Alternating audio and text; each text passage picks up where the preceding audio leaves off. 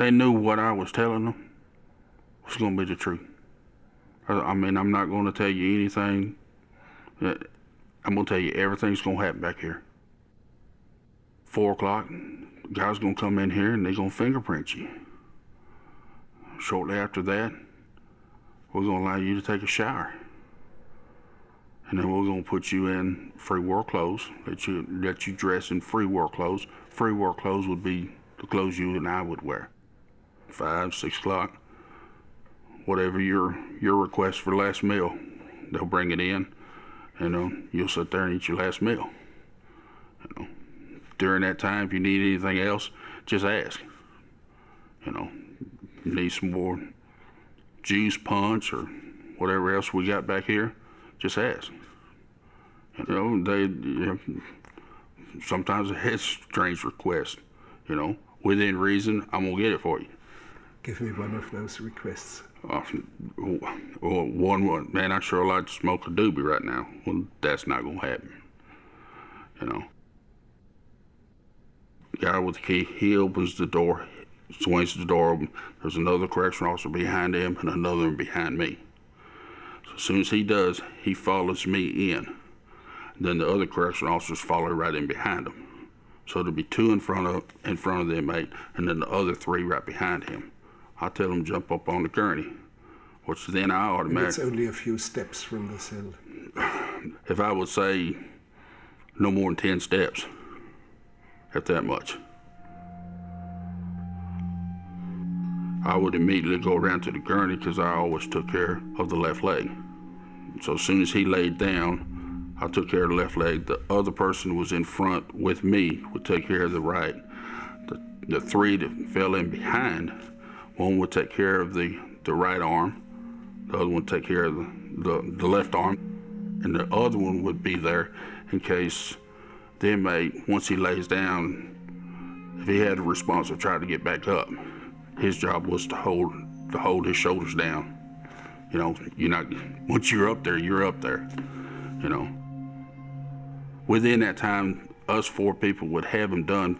Probably within about 15 seconds, he'd be strapped down. That quick, because we all knew exactly where our straps were and what we were supposed to do. That time, the process. We trained on it. It's the last time you're going to see, I'm going to see him with his eyes open. Because after the execution's done and the process went, and then they called the doctor in to pronounce him dead, and everybody leaves, my job begins again because I have to go back in there. And that's also kind of difficult because here you sit with this individual 8 or 10 hours all day long. And now the last thing you're doing is removing those straps.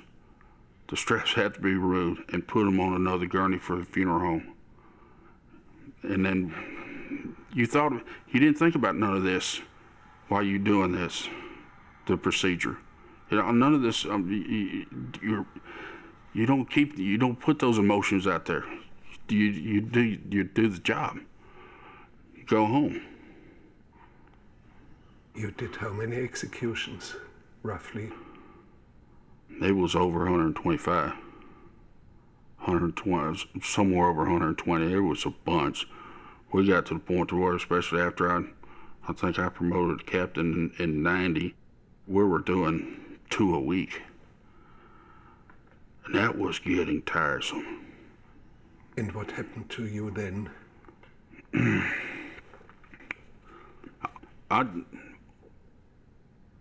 Back when they brought in Caller Faye, I stayed back there with her. Now, definitely that was the first female that we were fixing to execute.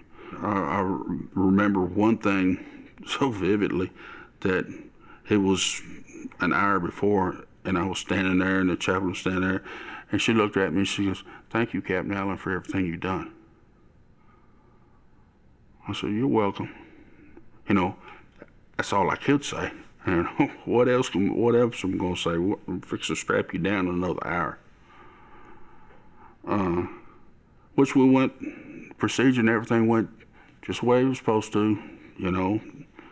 She was pronounced dead. I went back in there and I took the straps off, put her, you know, in the gurney, and let's go. We locked everything up and went about our business, and everything was fine. I had a little shop in the back, and it was 6 o'clock, and the news come on over the radio and it started again.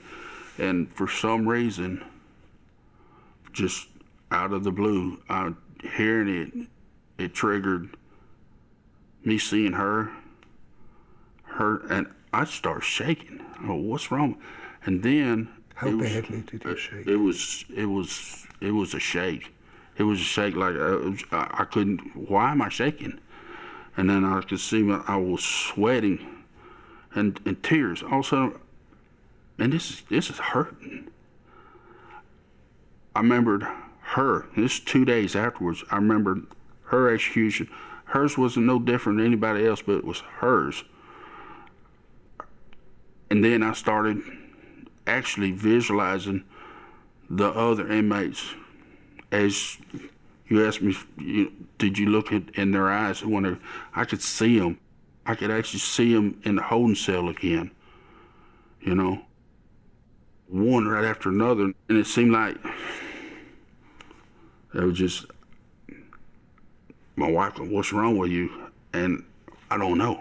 I need to talk to somebody. And the first person I could think of to call was Carol, Chaplain Pickett. He come over to the house and we sat out on the swing, and I started coming down, and he says, what's wrong? And I told him. And then I looked at Carol and I said, I can't do it no more. That's it. I'm done. I can't go back there anymore. Could it be that you thought that this was not yourself, but maybe it was your real self, that moment?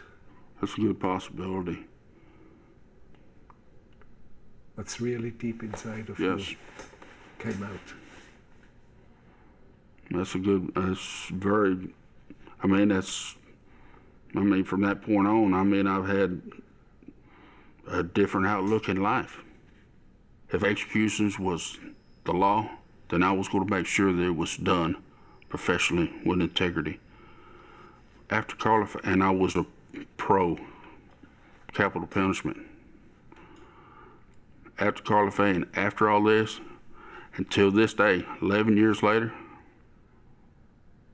no, sir. Nobody has a right to take another life. I don't care if it's the law. And it's so easy to change the law.